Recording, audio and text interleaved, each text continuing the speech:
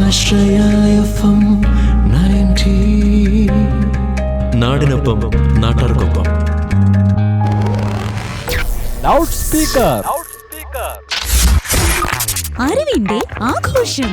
Good afternoon, നമസ്കാരം and welcome to loud speaker with RJ Elikutty. എല്ലാ ദിവസവും ലൗഡ് സ്പീക്കറിൽ ഞാൻ തന്നെയാണ് എത്താറുള്ളത്. ഒരുപാട് ഹെൽത്ത് ടിപ്പുകളാണ് നമ്മൾ ലൗഡ് സ്പീക്കറിലൂടെ പരിചയപ്പെടാറായിട്ടുള്ളത്. പക്ഷേ ഇന്നത്തെ ഈ ഒരു ദിവസം നമ്മൾ പ്രത്യേകമായിട്ട് നമ്മുടെ കൂടെ ഒരു ഗസ്റ്റ് കൂടി എത്തിയിട്ടുണ്ട് കേട്ടോ. അരീക്കൽ ആയുർവേദ ഹോസ്പിറ്റലിലെ ഡോക്ടർ ആയിട്ടുള്ള സ്മിത് കുമാർ സാറാണ് നമ്മളോടൊപ്പം ഇന്ന് ജോയിൻ ചെയ്യാനായിട്ട് പോകുന്നത്. ഇന്നത്തെ ലൗഡ് സ്പീക്കറിലൂടെ നമ്മൾ കേൾക്കാനും അറിയാനുമായിട്ട് പോകുന്നത് പലരെയും അലട്ടുന്ന ഒരു രോഗാവസ്ഥയായിട്ടുള്ള വെരിക്കോസ് വെയിനിനെ പറ്റിയാണ്. ഈ ഒരു രോഗാവസ്ഥയുടെ കാരണങ്ങളും അത് നമ്മൾ എങ്ങനെയൊക്കെ പ്രിവെന്റ് ചെയ്യാം, എങ്ങനെയൊക്കെ ഏതൊക്കെ രീതിയിൽ പ്രതിരോധിക്കാം എന്നുള്ളതിനെ പറ്റിയൊക്കെയാണ് നമ്മൾ ഇന്നത്തെ ലൗഡ് സ്പീക്കറിലൂടെ അറിയാനായിട്ട് പോകുന്നത്. അപ്പൊ എന്തായാലും welcome to the show sir. നമസ്കാരം. ഞാൻ നേരത്തെ സൂചിപ്പിച്ചതുപോലെ തന്നെ ഒരുപാട് പേരിൽ കാണപ്പെടുന്ന ഒരു രോഗമാണ് വെരിക്കോസ് വെയിൻ എന്നുള്ളത്. അപ്പൊ ശരിക്കും എന്താണ് ഈ ഒരു രോഗാവസ്ഥ, എങ്ങനെയാണ് നമുക്ക് ഇത് എഫക്റ്റഡ് ആവുന്നത്? വെരിക്കോസ് വെയിനെ പറ്റി പറയുമ്പോഴേക്കും ഒരുപാട് പേരിൽ കാണുന്ന രോഗാവസ്ഥ തന്നെയാണ് വെരിക്കോസ് വെയിന്. അത് പലപ്പോഴും ആണെങ്കിൽ കൂടുതൽ നിന്ന് ജോലി ചെയ്യുന്നവർക്ക്, അതേപോലെ പലപ്പോഴും ആണെങ്കിൽ ഡെലിവറിക്ക് ശേഷമൊക്കെയാണ് കൂടുതലും വെരിക്കോസ് വെയിൻ കാണുന്നത്. ഇതിന്റെ ഒരു പ്രധാനപ്പെട്ട കാരണം എന്ന് വെച്ച് കഴിഞ്ഞാൽ ഈ വാൽവുകൾക്ക് വരുന്ന തകരാറാണ്. അപ്പോൾ എങ്ങനെയാണ് ഈ വാൽവുകൾക്ക് തകരാറ് വരുന്നത് എന്നുള്ളതാണ് പ്രധാനം. ഇപ്പം നവീന മോഡേൺ സയൻസ് അനുസരിച്ചിട്ടാണെങ്കിൽ വാൽവുകൾക്ക് തകരാറ് വരുന്നത് കൊണ്ടാണ് ഇത് വരുന്നത്. പക്ഷേ അവിടെയാണ് ആയുർവേദത്തിന്റെ പ്രത്യേകത എന്തുകൊണ്ട് വാൽവുകൾക്ക് തകരാറ് വരുന്നു എന്നുള്ളതാണ്. അത് നമ്മുടെ ആഹാര രീതി അല്ലെങ്കിൽ ജീവിത ശൈലിയുമായിട്ടാണ് ബന്ധപ്പെട്ടിരിക്കുന്നത്. അവിടെയാണ് ആയുർവേദത്തിന്റെ പ്രാധാന്യം. അപ്പൊ പ്രധാനമായിട്ടും ഇപ്പൊ പറയുന്നത് നിൽക്കുന്ന ആളുകളിലാണ് ഇത് കൂടുതൽ കാണുന്നത്. പിന്നെ ഞാൻ നേരത്തെ പറഞ്ഞതുപോലെ തന്നെ പ്രായമായവരിൽ, പിന്നെ കേൾക്കുന്നത് സ്ത്രീകളിലാണ് ഇത് കൂടുതലായിട്ട് കാണപ്പെടുന്നത്. അപ്പം ഇതൊരു നമ്മളുടെ ഒരു പാരമ്പര്യ രോഗമായിട്ട് എപ്പോഴെങ്കിലും നമുക്ക് വെരിക്കോസ് വെയിൻ വരുന്നതായിട്ട് കാണുന്നുണ്ടോ സർ? നമുക്ക് ഇനി അച്ഛനെ അമ്മയും മാറ്റാൻ പറ്റും? ഇല്ല, പറ്റില്ല എന്ന് പറയുന്നത് പോലെയാണ് എല്ലാ രോഗത്തിനും പാരമ്പര്യം ഒരു ഘടകമാണെന്ന് മാത്രമേ ഉള്ളൂ. ഇപ്പൊ അച്ഛനെ അമ്മയും മാറ്റാൻ പറ്റാത്ത പോലെ തന്നെയാണെങ്കിൽ നമുക്ക് പാരമ്പര്യം, പക്ഷെ അത് എങ്ങനെ മാറ്റിയെടുക്കാം എന്നുള്ളതാണ് നമ്മൾ ചിന്തിക്കേണ്ടത്. പലപ്പോഴും ആൾക്കാർ പറയുന്നത് നിൽക്കുന്നത് കൊണ്ടാണ്, നടക്കുന്നത് കൊണ്ടാണ് വെരിക്കോസ് വെയിൻ വരുന്നതെന്ന്. അപ്പോൾ ഞാൻ പണ്ട് ചോദിക്കാറുണ്ട്, ഞങ്ങളുടെ ഹോസ്പിറ്റൽ നെല്ലിക്കുന്നത്താണെങ്കിൽ 1.5 കിലോമീറ്റർ അകത്തോട്ടാണ്. അപ്പോൾ അങ്ങോട്ട് പണ്ടാണെങ്കിൽ റോഡില്ല, വരമ്പാണ് ഉണ്ടായത്. അപ്പോൾ ആൾക്കാരെല്ലാം പണ്ട് നടന്നാണ് പോയിക്കൊണ്ടിരുന്നത്. അപ്പോൾ അച്ഛൻ്റെ ഒക്കെ കാലഘട്ടത്തിൽ ചോദിച്ചപ്പോൾ എന്താണ്, കൊട്ടാരക്കര വരെ നടന്നാണ് പോയിക്കൊണ്ടിരുന്നത്. പക്ഷേ ഇന്ന് നമ്മളൊരു കുട്ടിയെ സ്കൂളിൽ ചേർക്കണമെങ്കിൽ ആദ്യം ചോദിക്കുന്നത് എന്താ, വണ്ടി സൗകര്യം തൊട്ടടുത്ത് വരുമെന്നോ. അത്രമാത്രം നിൽക്കുകയോ നടക്കുകയോ ചെയ്യാത്ത ജനതയാണ് ഇന്നുള്ളത്. അപ്പോൾ നിൽക്കുന്നത് കൊണ്ടാണ് വെരിക്കോസ് വെയിൻ വരുന്നത്, നടക്കുന്നത് കൊണ്ടാണ് വെരിക്കോസ് വെയിൻ വരുന്നത് ചിന്തിക്കേണ്ടിയിരിക്കും. മറിച്ച് നമ്മുടെ ഇപ്പോഴത്തെ കഴിഞ്ഞ 10-20 വർഷമായിട്ട് മാറിയ നമ്മുടെ ആഹാര രീതി അല്ലെങ്കിൽ ജീവിത ശൈലിയാണ് രോഗത്തിലേക്ക് നയിക്കുന്നത്. മെയിനായിട്ട് നമ്മൾ ഈ ഒരു രോഗത്തിന്റെ സിംറ്റംസ് അല്ലെങ്കിൽ സൈൻസ് ആയിട്ട് നമ്മൾ ഒബ്സർവ് ചെയ്യുന്ന കാര്യങ്ങൾ എന്തൊക്കെയാണ് സർ? പലപ്പോഴും വെരിക്കോസ് വെയിന് പല സ്റ്റേജുകളുണ്ട്. അപ്പോൾ ആദ്യം തുടക്കമെന്ന രീതിയിൽ പലപ്പോഴും കാണുന്നത് വെച്ച് കഴിഞ്ഞാൽ കാല് കഴുപ്പെന്ന് പറയും. പ്രത്യേകിച്ച് രാത്രി കിടക്കും ഉണ്ടാകുന്ന കാല് കഴുപ്പ്. പിന്നെ മസിൽ പിടുത്തം, പലപ്പോഴും രാത്രി സമയത്താണ് മസിൽ, എപ്പോഴും വരാം, എന്നാലും കൂടുതലുള്ളവർക്കാണെങ്കിൽ കൂടുതലും രാത്രി സമയത്താണ് ഈ മസിൽ പിടുത്തം വരുന്നത്. ഇതൊക്കെയാണ് അതിൻ്റെ തുടക്കം. ഇത് കണ്ടു കഴിഞ്ഞാൽ തന്നെയാണെങ്കിൽ വെരിക്കോസ് വെയിൻ്റെ തുടക്കമായി എന്ന് നമുക്കാണെങ്കിൽ അനുമാനിക്കാം. പിന്നീട് അതിന് ഡോപ്ലർ ടെസ്റ്റുകളും മറ്റ് ടെസ്റ്റുകളൊക്കെ ഉണ്ട്. അതിലൂടെ നമുക്ക് കൃത്യമായിട്ട് ഇത് രോഗം നിർണ്ണയിച്ചെടുക്കാൻ സാധിക്കും. ഈ ഒരു രോഗത്തിന്റെ പ്രധാനപ്പെട്ട അപകട ഘടകങ്ങൾ എന്തൊക്കെയാണെന്ന് ചോദിച്ചു. ഒരുപാട് അപകടങ്ങളുണ്ട്. എല്ലാവരും വിചാരിക്കുന്ന പോലെ വെരിക്കോസ് വെയിൻ ഒരു ചെറിയ രോഗമല്ല. ആ വെരിക്കോസ് വെയിൻ വന്നിട്ട് അതിൻ്റെ ഒരുപാട് കോംപ്ലിക്കേഷൻ വരുന്ന കേസുകളാണ് നമ്മുടെ അവിടെ വരുന്നത്. എനിക്ക് തോന്നുന്നു കേരളത്തിൻ്റെ എല്ലാ ഭാഗത്തുനിന്നും മാത്രമല്ല ഇന്ത്യയുടെ എല്ലാ ഭാഗത്തുനിന്നും ആണെങ്കിൽ നമുക്ക് അവിടെ വെരിക്കോസ് വെയിൻ വരുന്നുണ്ട്. പലപ്പോഴും ആണെങ്കിൽ ഇതിൻ്റെ വളരെ സ്റ്റേജ് കൂടിയ അവസ്ഥയിലാണ് ഈ പേഷ്യൻ്റ് വരുന്നത്. കഴിഞ്ഞ ദിവസം തന്നെ ആണെങ്കിൽ ഒരു ബാംഗ്ലൂരിൽ നിന്ന് പേഷ്യൻ്റ് വന്ന് കരഞ്ഞുകൊണ്ട് അവിടെ വന്ന് ഇരിക്കുന്നത് കണ്ടുകൊണ്ട് ചോദിച്ചപ്പോഴാണ് ബാംഗ്ലൂരിൽ നിന്നാണ് വരുന്നത്. വർഷങ്ങളായിട്ട് വെരിക്കോസ് അൾസറായ ഒരു കേസാണ്.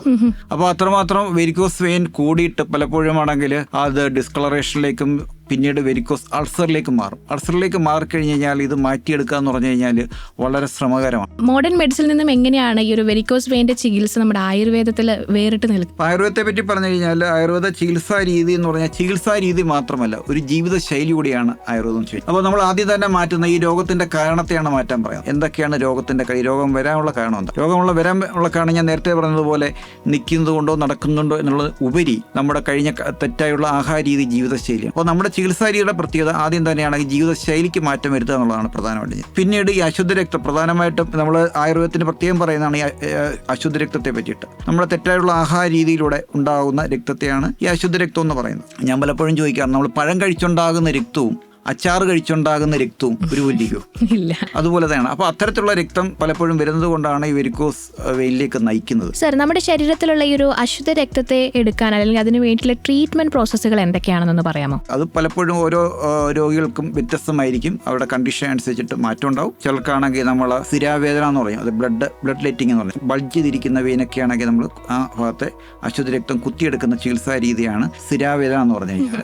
അപ്പോൾ അത്തരം കേസുകളൊക്കെ നമ്മൾ അതാണ് ചെയ്യുന്നത്. ചെയ്യുന്നത്. ഉദാഹരണം കാല് കഴപ്പ്, മസിൽ പിടുത്തം, അങ്ങനെ ബുദ്ധിമുട്ടൊക്കെ അത് മാറാൻ സഹായിക്കും. പിന്നീട് ഉള്ള ചികിത്സാ രീതി എന്ന് വെച്ച് കഴിഞ്ഞാൽ ലീച്ച് തെറപ്പി അല്ലെങ്കിൽ ലീച്ച് എന്ന് പറയും. അതായത് ജലൗക അവചരണ എന്നാണ് ആയുർവേദത്തിൽ പറയുന്നത്. നമ്മൾ പലപ്പോഴും ലോക്കൽ ലാംഗ്വേജിൽ അട്ട എന്ന് പറയും, കൊളയട്ട എന്ന് പറയുന്ന അട്ട. അതിൻ്റെ തന്നെ മെഡിസിനൽ ലീച്ച് ഉണ്ട്.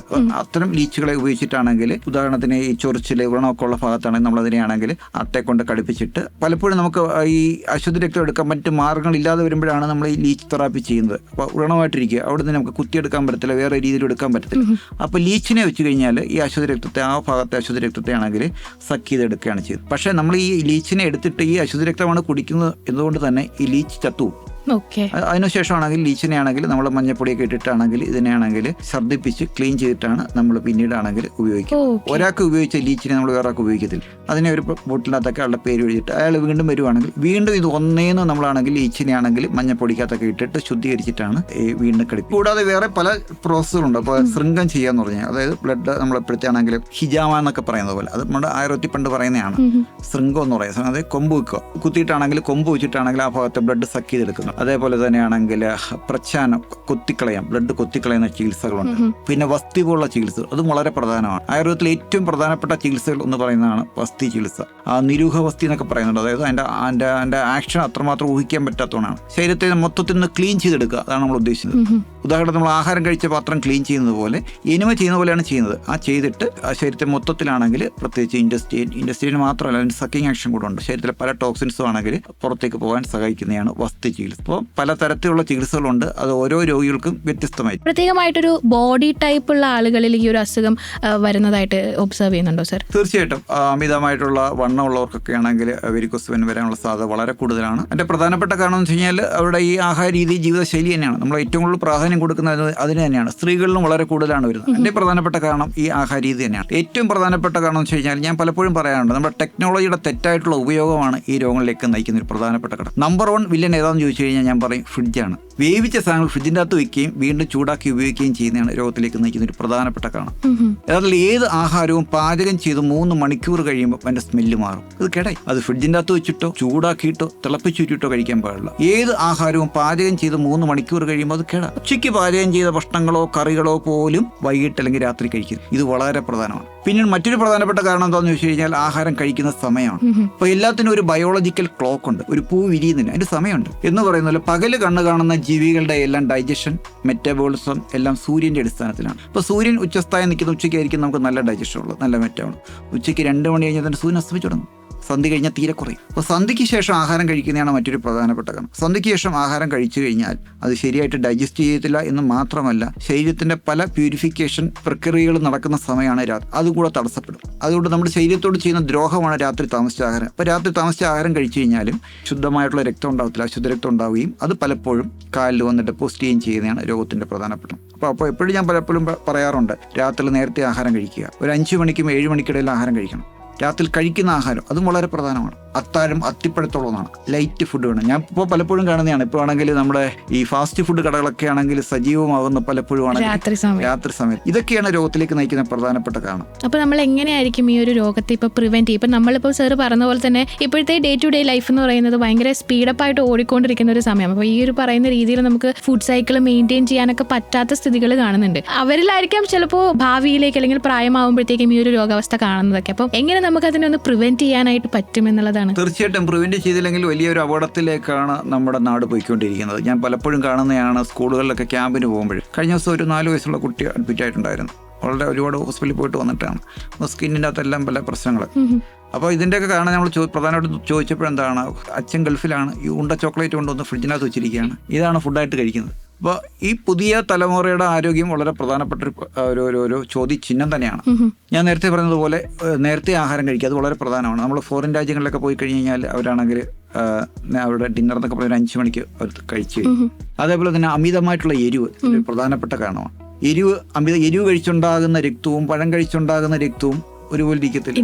ഈ സന്തോഷ് ജോർജ് കുളങ്ങയുടെ ഒരു ഇന്റർവ്യൂ ഉണ്ട്, യൂട്യൂബിൽ കിടപ്പുണ്ട്. അദ്ദേഹം ലോകത്തെമ്പാടും പോയി ഫുഡ് കഴിച്ച വ്യക്തിയാണ്. അദ്ദേഹത്തിൻ്റെ അടുത്ത് ചോദിക്കുന്നുണ്ട്, കേരളത്തിലെ ഫുഡിനെ പറ്റി ചോദിക്കും. അദ്ദേഹം പറയുന്നൊരു പ്രധാനപ്പെട്ട കാര്യമുണ്ട്, ഇത്രയധികം എരിവ് കഴിക്കുന്ന ഒരു ജനത നമ്മുടെ കേരളത്തിലും പിന്നെ ആന്ധ്രയിലും കൂടെ അദ്ദേഹത്തിന് കാണാൻ സാധിച്ചു. ലോകത്തെങ്ങും അദ്ദേഹത്തിന് കാണാൻ സാധിച്ചില്ല എന്നുള്ള അദ്ദേഹം പറയുന്നത്. ഗൾഫ് രാജ്യങ്ങളിൽ പോയിട്ടുള്ളവർക്ക് അറിയാൻ പറ്റും, അറബികൾ എന്തുമാത്രം കുറച്ച് എരിവാ കഴിക്കുന്നത്. ഫോറിനേഴ്സ് എന്തുമാത്രം എരിവ് കഴിക്കുന്നത്. അദ്ദേഹം പറയുന്ന കാര്യമുണ്ട്, നമ്മുടെ കേരളത്തിലെ ഫുഡ് കഴിച്ചു കഴിഞ്ഞാൽ സായിപ്പന്മാർ ഓടുന്നു. അവർ എന്തൊരു സ്പൈസിയാണെന്ന് പറയുന്നത്, വളരെ സ്പൈസി കുറഞ്ഞ ഫുഡാണ് അവർ കഴിക്കുന്നത്. നമ്മൾ മാത്രമാണ് ഇത്രയധികം എരിവ് കഴിക്കുന്നത്. അപ്പോൾ എരിവ് കഴിച്ചുണ്ടാകുന്ന രക്തം അതുപോലത്തെ രക്തമായിരിക്കും. അത്തരത്തിലുള്ള രക്തമാണ് ഈ പറയുന്ന രോഗത്തിലേക്ക് നയിക്കുന്ന പ്രധാനപ്പെട്ട കാരണം. ഇത് വെരിക്കോസ് വെയിൻ മാത്രമല്ല കേട്ടോ, വെരിക്കോസ് വെയിൻ ഉണ്ടാകുന്ന ഇതേ കാരണങ്ങൾ തന്നെയാണ് കുറച്ചാൾ കഴിയുമ്പോൾ കൊളസ്ട്രോളിലേക്ക് മിക്കവാറും. അതുകൊണ്ട് ഞാൻ കാണാൻ സാധിക്കും, വെരിക്കോസ് അൾസർ ഉള്ളവർക്ക് മിക്കവാറും കൊളസ്ട്രോൾ ഉണ്ടാവും. ഇത് തന്നെയാണ് പ്രഷറിലേക്ക് നയിക്കുന്നത്, ഇത് തന്നെയാണ് ഡയബറ്റിക്സിലേക്ക് നയിക്കുന്നത്, ഇത് തന്നെയാണ് പല രോഗത്തിലേക്ക് നയിക്കുന്നത്. അപ്പൊ നമ്മുടെ ഫുഡ് സൈക്കിളിൽ നമ്മളൊരു കൺട്രോൾ വരുത്തുകയാണെങ്കിൽ ഒരു പരിധിവരെ നമുക്ക് ഈ ഒരു രോഗങ്ങളൊക്കെ തടയാനായിട്ട് പറ്റും എന്നുള്ളതാണ്. അതെ, ആദ്യം മാറ്റേണ്ടത് എരിവ് കുറയ്ക്കുക എന്നുള്ളതാണ്. പരമാവധി എരിവ് കുറയ്ക്കുക. മനുഷ്യ ശരീരത്തിന് വളരെ കുറച്ച് മാത്രം ആവശ്യമുള്ള സാധനമാണ് എരിവ്. ഈ യോഗ പോലുള്ള അല്ലെങ്കിൽ ഡെയിലി റൊട്ടീനായിട്ട് നമ്മൾ ചെയ്യുന്ന അല്ലെങ്കിൽ വ്യായാമം ഇത്തരത്തിലുള്ള കാര്യങ്ങളൊക്കെ നമ്മൾ ഫോളോ ചെയ്യുന്നതിലൂടെ ഒരു പരിധിവരെ ഈ ഒരു അസുഖത്തെ നമുക്ക് നിയന്ത്രിക്കാനായിട്ട് സാധിക്കും. തീർച്ചയായിട്ടും നിർബന്ധമായിട്ടും യോഗ ഒരു മിനിമം ഒരു 5 യോഗയെങ്കിലും ദിവസം ചെയ്യണം. അങ്ങനെ അതിന് വേണ്ടിയിട്ട് പ്രധാനപ്പെട്ട അല്ലെങ്കിൽ നമുക്ക് വെരിക്കോസിനെ തന്നെ തടയാനായിട്ട് പറ്റുന്ന പ്രത്യേകമായിട്ടുള്ള ആസനകൾ അങ്ങനെ എന്തെങ്കിലും? അതെ, പലതരത്തിലുള്ള യോഗാസനകൾ നമ്മൾ പറയുന്നുണ്ട്. കാല് ഉയർത്തി വെക്കുന്ന ആസനകൾ, സർവാംഗാസനം പോലുള്ള ആസനകൾ. അതേപോലെ തന്നെയാണെങ്കിൽ സൂര്യ നമസ്കാരം. ഒന്നും പറ്റത്തില്ലെങ്കിൽ സൂര്യ നമസ്കാരം നിങ്ങൾ ചെയ്താൽ മതി. ഒരു 12 സൂര്യ നമസ്കാരം ദിവസം ചെയ്ത് കഴിഞ്ഞാൽ നമുക്ക് ഒരു പരിധി വരെ രോഗത്തെയെല്ലാം നമുക്കാണെങ്കിൽ പ്രിവെന്റ് ചെയ്യാൻ സാധിക്കും. അപ്പം നമ്മുടെ ഭക്ഷണ ക്രമീകരണത്തിൽ ഏതൊക്കെ തരത്തിലുള്ള മാറ്റങ്ങൾ കൊണ്ടുവരണം എന്നാണ് സാറിന് പറയാനായിട്ട്? ഞാൻ നേരത്തെ പറഞ്ഞ പോലെ അമിതമുള്ള എരിവ്, പുളി, അച്ചാറ്. ഞാൻ പലപ്പോഴും പറയാറുണ്ട്, എന്റെയൊക്കെ കുട്ടിക്കാലത്ത് ഞാൻ ആകെ 1-2 അച്ചാറാ കണ്ടിട്ടുള്ളത്. എന്നാ ഇന്നത്തെ സ്ഥിതി എന്താ? നീ എന്തിനെ കിട്ടിയാലും പിടിച്ചങ്ങ് അച്ചാറിടും. എന്തൊക്കെ ടൈപ്പ് അച്ചാറുള്ളത്? ചൂരയുടെ അച്ചാറ്, പിന്നെ ചെമ്മീൻ അച്ചാറ്, പിന്നെ എന്തിനെ കിട്ടിയാലും. ഈവൻ കഴിഞ്ഞ ദിവസം ഒരു ആന്ധ്രയിൽ നിന്നൊരു പേഷ്യന്റ് വന്നു. ആ പേഷ്യന്റ് അവിടെ പറയുന്നത് അവിടെ ജമന്തിപ്പൂ ഒരു അച്ചാറും. ഇത് കൂടാതെ വയനാട്ടിൽ നിന്നൊരു പേഷ്യന്റ് വന്നു. ഉള്ളതൊന്നും എനിക്കറിയത്തില്ല, ഈർക്കിൽ വരെ അവിടെ അച്ചാറിടും. എന്തിനെ കിട്ടിയാലും പിടിച്ചങ്ങ് അച്ചാറിടുക. ഇതേപോലെ എരിവും പുളിയും ഉപ്പുള്ള സാധനം അച്ചാറ് പോലെ കറി. അപ്പോൾ അച്ചാർ ഒഴിവാക്കുക എന്നുള്ളതാണ് മറ്റൊരു പ്രധാനപ്പെട്ട കാരണം. ഞാൻ ഇന്ന് പലപ്പോഴും കാണാം, കുട്ടികളൊക്കെ ആണെങ്കിൽ ഈ ആഹാരത്തിൽ അമിതമായിട്ടുള്ള എരിവേ പുളി അച്ചാറൊക്കെ കഴിച്ച് അവിടെയൊക്കെ ആണെങ്കിൽ ഈ രസമുകുളങ്ങൾ സ്തംഭിച്ചു പോയി എന്നാണ് എനിക്ക് പറയാനുള്ളത്. അതുകൊണ്ട് കൂടുതൽ എരിവ് കഴിച്ചെങ്കിലേ അവർക്ക് വീണ്ടും ടേസ്റ്റ് തോന്നത്തുള്ളൂ. അപ്പോൾ എരിവ് കഴിക്കുന്നതാണ് മറ്റൊരു. അപ്പോൾ എരിവേ പുളി അച്ചാർ ഇത് ഒഴിവാക്കുക. അതേപോലെ എണ്ണ പലഹാരങ്ങൾ. പണ്ടൊക്കെ ഏതെങ്കിലും ഫംഗ്ഷന് മാത്രമായിരുന്നു എണ്ണ പലഹാരങ്ങൾ ഉപയോഗിച്ചുകൊണ്ടിരുന്നത്. എന്നാൽ ഇന്നത്തെ സ്ഥിതി എന്താ? ഇന്ന് വൈകിട്ട് ഓഫീസുകളിൽ ചായക്കൊപ്പം ഒരു കടി നിർബന്ധം. കഴിഞ്ഞ ദിവസമാണെങ്കിൽ ഒരു സർവേ ഉണ്ടായിരുന്നു മാതൃഭൂമിയുടെ, തോന്നുന്നുണ്ടായിരുന്നു, ഈ വൈകിട്ട് ചായക്കൊപ്പം കഴിക്കുന്ന കടിയാണ് ജീവിതശൈലി രോഗത്തിലേക്ക് നയിക്കുന്നത്. ഈ കടി ഉണ്ടാക്കുന്ന സ്ഥലത്ത് നമ്മൾ അങ്ങോട്ട് പോകുന്ന വഴിക്ക് റോഡിൽ ചായ കണ്ടുകൊണ്ട് തന്നെ ഈ പൊരിപ്പുണ്ടാക്കുന്ന എണ്ണ എന്ന് പറയുന്ന സാധനം മാറ്റുന്ന പ്രശ്നമേ ഉദിക്കുന്നില്ല. ടാറിന്റെ കളറായാലും ഇത് മാറ്റും. ഇതാണ് പല രോഗത്തിലേക്ക് നയിക്കുന്നത്. നമ്മൾ മനസ്സിലാക്കേണ്ട കാര്യമുണ്ട്. ലൈഫ് സ്പാൻ നമ്മൾ വർദ്ധിച്ചുകൊണ്ട് എന്ന് നമ്മൾ പറയുമ്പോൾ പോലും രോഗ ആതുരത വർദ്ധിച്ചുകൊണ്ടിരിക്കുകയാണ്. ഏത് രോഗത്തിന്റെ കാര്യം നോക്കിയാൽ മതി. എന്റെയൊക്കെ കുട്ടിക്കാലത്ത് ഒരാൾക്ക് ഡയബറ്റിക്സ് വരുവാന്ന് പറഞ്ഞു കഴിഞ്ഞാൽ പറയും എന്താണ് റിച്ച് മാൻ ഡിസീസ്, പണക്കാർക്ക് വരുന്ന രോഗം. എന്നാൽ ഇന്നത്തെ സ്ഥിതി എന്താ? അതേപോലെ തന്നെയാണ് പ്രഷറിൻ്റെ ആണെങ്കിലും കൊളസ്ട്രോളിൻ്റെ ആണെങ്കിലും. അതേപോലെ എൻ്റെയൊക്കെ കുട്ടിക്കാലത്ത് ഈ ഉപ്പൊഴിക്കുന്നത് ഭരണിക്കകത്താണെങ്കിൽ ഈ കല്ലുപ്പ് കുറുക്കിയിട്ടാണ് ഉപ്പ് ഒഴിച്ചിട്ടത്. അപ്പോൾ ഗവൺമെൻറ് ബോധവും തോന്നി, എന്താണ് ഈ കല്ലുപ്പ് കഴിക്കുന്നതുകൊണ്ടാണ് തൈറോയ്ഡ് രോഗങ്ങൾ ഉണ്ടാകുന്നത്. അപ്പോൾ ഗവൺമെൻറ് എന്ത് ചെയ്ത് ഈ കല്ലുപ്പ് കംപ്ലീറ്റ് ബാൻ ചെയ്ത് അയഡൈസ്ഡ് ഉപ്പ്. അന്നുണ്ടായിരുന്ന തൈറോയ്ഡ് രോഗികളുടെ എണ്ണവും ഇന്നുള്ള തൈറോയ്ഡ് രോഗികളുടെ എണ്ണം ഒരു കണക്കെടുത്ത് നോക്കിക്കഴിഞ്ഞാൽ അതേപോലെ തന്നെയാണ്. ഇപ്പം കിഡ്നി ഫെയിലിയർ രോഗികളുടെ ആണെങ്കിലും ഡയാലിസിസ് ചെയ്യുന്നവരുടെ എണ്ണം ആണെങ്കിലും അതേപോലെ തന്നെ ക്യാൻസർ. പണ്ടൊക്കെ ഒരു മെഡിക്കൽ കോളേജിൽ ഒരു ക്യാൻസർ രോഗി എന്ന് പറഞ്ഞാൽ ഡോക്ടർമാരെല്ലാം അവിടെ കാണാൻ പോകും. അത്ര ഏറെ ആയിരുന്നു. ഇന്ന് 10 വീടിനപ്പുറത്ത് ഒരു ക്യാൻസർ രോഗിയുണ്ട്. അതിൻ്റെ പ്രധാനപ്പെട്ട കാരണം കഴിഞ്ഞ 10-20 വർഷമായിട്ട് മാറിയ നമ്മുടെ ജീവിതശൈലിയാണ്, ആഹാര രീതിയാണ്. ഈ എണ്ണ പലഹാരങ്ങൾ ഒഴിവാക്കുക. അതേപോലെ തന്നെയാണെങ്കിൽ ബേക്കറി സാധനങ്ങൾ, ഇത് വളരെ പ്രശ്നം ഉണ്ടാക്കുന്നതാണ്. നമ്മൾ നോക്കി മിക്കവാറും ബേക്കറി എല്ലാം മൈദയാണ്. ബ്രെഡ് ആണെങ്കിലും ബിസ്ക്കറ്റ് ആണെങ്കിലും റസ്ക് ആണെങ്കിലും കേക്ക് ആണെങ്കിലും ഇതെല്ലാം മൈദയാണ്. ഒന്നാമത് മൈദ, രണ്ടാമത് ഇതിൻ്റെ അകത്ത് ഉപയോഗിച്ചിരിക്കുന്ന സോഡിയം മെറ്റാബൈസൾഫേറ്റ് പോലുള്ള പ്രിസർവേറ്റീവ്സ്, ഇതേപോലെ മറ്റ് ആർട്ടിഫിഷ്യൽ കളറുകൾ, ഇതെല്ലാം തന്നെയാണെങ്കിൽ ആരോഗ്യത്തിന് വലിയ പ്രശ്നം ഉണ്ടാകും. ബേക്കറി കൂടുന്നതിനനുസരിച്ചിട്ട് രോഗികളുടെ എണ്ണം കൂടും. അപ്പോൾ നമ്മുടെ ഈ ബോഡി വെയിറ്റ് മാനേജ് ചെയ്യുന്നതിലൂടെ അല്ലെങ്കിൽ നമ്മുടെ ആയുർവേദ ട്രീറ്റ്മെന്റിൽ അത് എത്രത്തോളം ഹെൽപ്ഫുൾ ആണ് നമ്മുടെ ബോഡി വെയിറ്റ് മാനേജ് ചെയ്യുന്നത് ഈ വെരിക്കോസ് വെയിനെ സംബന്ധിച്ചിടത്തോളം? ബോഡി വെയിറ്റ്, അതെ, ഞാൻ വസ്തുവുള്ള ചികിത്സകൾ ബോഡി വെയിറ്റ് മാനേജ് ചെയ്യാൻ സഹായിക്കും. ഇതേപോലെ നമ്മുടെ ഈ ആഹാരക്രമത്തിൽ ശ്രദ്ധിച്ചാൽ മതി. കൃത്യമായിട്ടുള്ള വിശപ്പുണ്ടായിരിക്കുക, കൃത്യമായുള്ള ശോധന ഉണ്ടായിരിക്കുക, കൃത്യമായിട്ടുള്ള ഉറക്കം ഉണ്ടായിരിക്കുക. ഇതാണ് ഏറ്റവും പ്രധാനം. ഇപ്പം നമ്മൾ നോക്കുകയാണെങ്കിൽ ആയുർവേദ ചികിത്സയോട് ഒരു പക്ഷേ ഒരു കൂട്ടം ആളുകൾക്ക് ചെറുതായിട്ടൊരു വിരക്തി ഉള്ളതായിട്ട് നമ്മൾ കാണുന്നുണ്ട്. കാരണം ഇപ്പോൾ മോഡേൺ ടെക്നോളജികൾ ഒരുപാട് വളർന്നിട്ടുണ്ട്. മോഡേൺ സയൻസ്, മോഡേൺ മെഡിസിൻസ് ഒരുപാട് നമുക്ക് വളരെ സുലഭമായിട്ട് ലഭിച്ചുകൊണ്ടിരിക്കുന്ന ഒരു കാര്യമുണ്ട്. അപ്പം സാർ കേട്ടിട്ടുണ്ടാവും കുറേ മിസ്കൺസെപ്ഷൻസ് അല്ലെങ്കിൽ ആയുർവേദ ട്രീറ്റ്മെന്റ് എടുക്കുന്നത് കൊണ്ട് ഇങ്ങനെയൊക്കെ സംഭവിക്കാം എന്നുള്ള രീതിയിൽ. അപ്പം സാർ അതിനെയൊക്കെ എങ്ങനെയാണ് കാണുന്നത്? അവരോടൊക്കെ എന്താണ് സാറിന് പറയാനായിട്ടുള്ളത്? അത് പറഞ്ഞു കഴിഞ്ഞാൽ നമ്മുടെ പലപ്പോഴും ആണെങ്കിൽ ഞാൻ പറയും, ഒരാൾക്ക് രോഗം വന്നു കഴിഞ്ഞാൽ ആദ്യം അയാൾ ഇങ്ങോട്ടാ പോകുന്നേ? ഹോസ്പിറ്റൽ, ഒരു അലോപ്പതി ഹോസ്പിറ്റൽ എടുത്താൽ. തീർച്ചയായിട്ടും പിന്നീട് മാറാതെ വരുമ്പോഴോ അടുത്ത ട്രീറ്റ്മെന്റ് അതിന്റെ സ്പെഷ്യാലിറ്റി ഡോക്ടർ എടുത്തു, പിന്നെയും മാറാതെ വരുമ്പോഴോ പിന്നെ ഒരു സൂപ്പർ സ്പെഷ്യാലിറ്റി അല്ലെങ്കിൽ മെഡിക്കൽ കോളേജിൽ പോകും, പിന്നെയും മാറാതെ വരുമ്പോഴാണ് ഒരു ആയുർവേദ ഡോക്ടർ എടുത്ത് വരുന്നത്. ഞാൻ അതുകൊണ്ട് പലപ്പോഴും പറയാറുണ്ട്, ആയുർവേദം എന്ന് വെച്ചാൽ സൂപ്പർ സ്പെഷ്യാലിറ്റിയാണ്.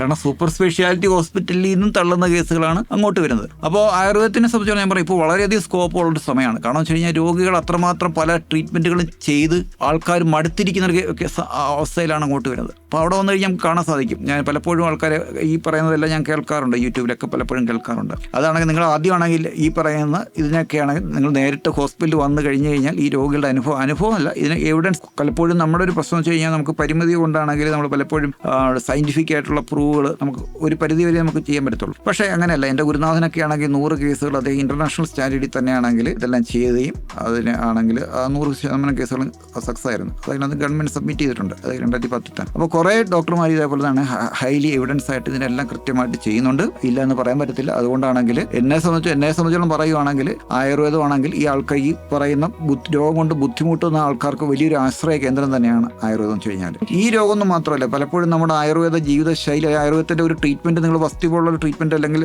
ആ ചികിത്സകൾ ചെയ്ത് കഴിഞ്ഞാൽ ആ രോഗം മാത്രമല്ല, ആ നിങ്ങളുടെ ശരീരത്തിനകത്ത് ഹിഡനായിട്ടുള്ള വേറെ എന്തെങ്കിലും രോഗം ഉണ്ടെങ്കിൽ അത് ഉൾപ്പെടെ മറ്റെല്ലാ രോഗത്തിനും ആശ്വാസം കിട്ടുന്നു എന്നുള്ളതാണ്. മിക്കവാറും ഒരു രോഗം ഉണ്ടാക്കുന്ന കാരണം തന്നെയായിരിക്കും മറ്റു രോഗങ്ങളിലേക്ക് നയിക്കും. പലപ്പോഴും നമുക്ക് വെരിക്കോസിൻ്റെ ട്രീറ്റ്മെൻറ്റ് ചെയ്ത് കഴിഞ്ഞാൽ അതിൻ്റെ ഒപ്പം തന്നെയാണെങ്കിൽ ഷുഗറുള്ള പേഷ്യൻ്റ് ഷുഗർ കുറയും, പ്രഷറുള്ള പേഷ്യൻ്റ് പ്രഷർ കുറയും, കൊളസ്ട്രോൾ ഉള്ള പേഷ്യൻ്റ് കൊളസ്ട്രോൾ കുറയും. പലപ്പോഴും പിന്നീട് അവർക്ക് മരുന്നില്ലാതെ തന്നെയാണെങ്കിൽ ജീവിക്കാനുള്ള അവസ്ഥയിൽ കൊണ്ടുവരും. മരുന്ന് ആഹാരമായിട്ട് കഴിക്കരുത്, അവിടെയാണ് പ്രശ്നം വരുന്നത്. അപ്പോൾ എന്താണ് നമ്മുടെ ലിസണേഴ്സിന് കൊടുക്കാനുള്ള ഒരു മെസ്സേജ് എന്തായിരിക്കും സർ? ഈ ഒരു ജീവിതശൈലി രോഗങ്ങളുമായിട്ട് മല്ലിട്ടുകൊണ്ട് നിൽക്കുന്ന അല്ലെങ്കിൽ ഇതിനൊരു പ്രിവെന്റീവ് മെഷർ അന്വേഷിച്ചുകൊണ്ടിരിക്കുന്ന അവർക്ക് വേണ്ടിയിട്ടൊരു മെസ്സേജ് കൊടുക്കാനായിട്ടുള്ളത്? ഞാൻ പലപ്പോഴും പറയാറുണ്ട്, നമ്മുടെ പഴയ കേരളീയ സദ്യ എന്ത് കഴിക്കണം എന്ത് കഴിക്കേണ്ട എന്നതിൻ്റെ ഉത്തമ ഉദാഹരണമാണ്. ആ സദ്യ വിളമ്പുന്നതിന് ഒരു ഓർഡർ ഉണ്ട്. തിരിച്ച് വിളമ്പിക്കഴിഞ്ഞാൽ കാരണവന്മാർ ഇപ്പോഴും ശകാരിക്കാറുണ്ട്. അപ്പോൾ അതിൻ്റെ പ്രത്യേകത എന്താ? വലത് കൈയുടെ ഏറ്റവും അടുത്തിരിക്കുന്നതാണെങ്കിൽ എരിവ് കുറഞ്ഞതായിരിക്കും, വലത്തുനിന്ന് ഇടത്തോട്ട് പോകും തോറും എരിവ് കൂടി വരും. അതുകൊണ്ടാണ് ഏറ്റവും ഇടതുവശത്തിരിക്കുന്നത് എന്തൊക്കെയാ? അച്ചാറ്. അതെ, ഈ അച്ചാറ് അങ്ങനെ എരിവുള്ള സാധനം, അതായത് ശരീരത്തിന് വളരെ കുറച്ച് മാത്രം ആവശ്യമുള്ള സാധനങ്ങളാണ് ഏറ്റവും ഇടതുവശത്തിരിക്കുന്നത്. അതുകൊണ്ടാണ് വലത് കൈന്നത് വളരെ ദൂരെ കൊണ്ടിരിക്കുന്നത്. ഓർഡറിന് പ്രത്യേകതയുണ്ട്. അതാണ് നമുക്ക് ഏറ്റവും ആവശ്യമില്ലാത്ത സാധനങ്ങളാണ് വലത് കൈന്ന് വളരെ ദൂരെ കൊണ്ട് വെച്ചിരിക്കും. ഇടത്തുനിന്ന് വലത്തോട്ട് വരും തോറും എരിവ് കുറഞ്ഞു. അതുകൊണ്ട് ഏറ്റവും എരിവ് കുറഞ്ഞ സാധനങ്ങളാണ് വലത് കൈയുടെ ഏറ്റവും അടുത്തിരിക്കും. അതുപോലെ വിശന്നിരിക്കുന്ന സമയത്ത് എന്ത് കഴിക്കണം എന്ത് കഴിക്കേണ്ട എന്നുള്ളതിന്റെ ഒരു ഉദാഹരണം ശ്രദ്ധിക്കാതെ തന്നെ ഉണ്ട്. അതുപോലെ വിശന്നിരിക്കുന്ന സമയത്ത് നമ്മൾ എരിവുള്ള സാമ്പാറല്ല കഴിക്കും, മറിച്ച് ചെറുപയറിന്റെ പരിപ്പും നെയ്യും കൂടെ കൊടുത്തിട്ട് സ്റ്റൊമക്കിന് കോട്ടിങ് കൊടുത്തതിന് ശേഷമാണ് നമ്മളാണെങ്കിൽ എരിവുള്ള സാമ്പാറിലേക്ക് കിടക്കും. പിന്നെ ഏറ്റവും അവസാനമായിട്ട് കഴിക്കുന്നത് മോരാണ്. ആയുർവേദത്തിൽ അമൃതിന് തുല്യമായിട്ട് പറയുന്നതാണ് മോര്. വെണ്ണ മാറ്റിയ മോര്, വെണ്ണ എടുത്ത മോരായിരിക്കണം. തൈരിൻ്റെ അകത്ത് വെള്ളം ഒഴിച്ചാൽ മോരാവത്തില്ല. അപ്പോൾ മോര് ഏറ്റവും അവസാനം, മോരും കൂടെ കഴിച്ചതിന് ശേഷം മാത്രമേ സദ്യ അവസാനിപ്പിക്കാൻ പാടുള്ളൂ. ഇപ്പോഴത്തെ സദ്യയിൽ ഒരുപാട് മിസ്റ്റേക്ക് ഉണ്ട്. അതായത് ഇപ്പോൾ ഉപയോഗിക്കുന്ന അട എന്ന് വെച്ചാൽ അരിയുടെ അട വേണം പ്രഥമന് ഉപയോഗിക്കാൻ, വർമ്മസലി മൈദയാണ്. അപ്പോൾ ഇത്തരത്തിലുള്ള സാധനങ്ങൾ ഒഴിവാക്കി കഴിഞ്ഞ് കഴിഞ്ഞാൽ നമ്മുടെ പഴയ കേരളീയ സദ്യ എന്ത് കഴിക്കണം എന്ത് കഴിക്കേണ്ട എന്നതിൻ്റെ ഉത്തമ ഉദാഹരണമാണ്. ഓക്കെ സാർ, അപ്പോൾ എന്തായാലും ഇന്നത്തെ ഈ ഒരു ലൗഡ് സ്പീക്കറിലൂടെ വെരിക്കോസ് വെയിൻ എന്ന ആ ഒരു രോഗത്തെ പറ്റിയും ആ ഒരു രോഗകാരണത്തെ പറ്റിയും എങ്ങനെ നമുക്ക് ഈ ഒരു രോഗത്തെ പ്രതിരോധിക്കാം എന്നുള്ളതിനെ പറ്റിയുള്ള ഒരു ഡീറ്റെയിൽഡ് ആയിട്ടുള്ള കാര്യങ്ങൾ ഡോക്ടർ സ്മിത് കുമാർ സാർ നമുക്ക് പറഞ്ഞു തരികയുണ്ടായി. അപ്പോൾ എന്തായാലും ഒരുപാട് സന്തോഷം സാർ ഈ ഒരു പ്രോഗ്രാമിലേക്ക് വന്നതിനും ഈ ഒരു അറിവുകളൊക്കെ നമ്മളുമായിട്ട് പങ്കുവച്ചതിനും. Thank you so much. എന്തായാലും ഇനിയും ഒരുപാട് ആരോഗ്യ അറിവുകളും ഒക്കെ ആയിട്ട് ലൗഡ് സ്പീക്കറിന്റെ മറ്റൊരു അധ്യായത്തിൽ കേൾക്കുന്നത് വരെ it's me RJ Elikutty signing off. നാളെയുടെ കരുത്ത് ഇന്നത്തെ ആരോഗ്യമാണ്. ലൗഡ് സ്പീക്കറിൽ കേൾക്കാം ഹെൽത്തി ടിപ്സ് എല്ലാ ചൊവ്വാഴ്ചയും ഉച്ചകഴിഞ്ഞ് 2 മണി മുതൽ 4 മണി വരെ ആശ്രയ FM 90. നാടിനൊപ്പം നാട്ടാർക്കൊപ്പം.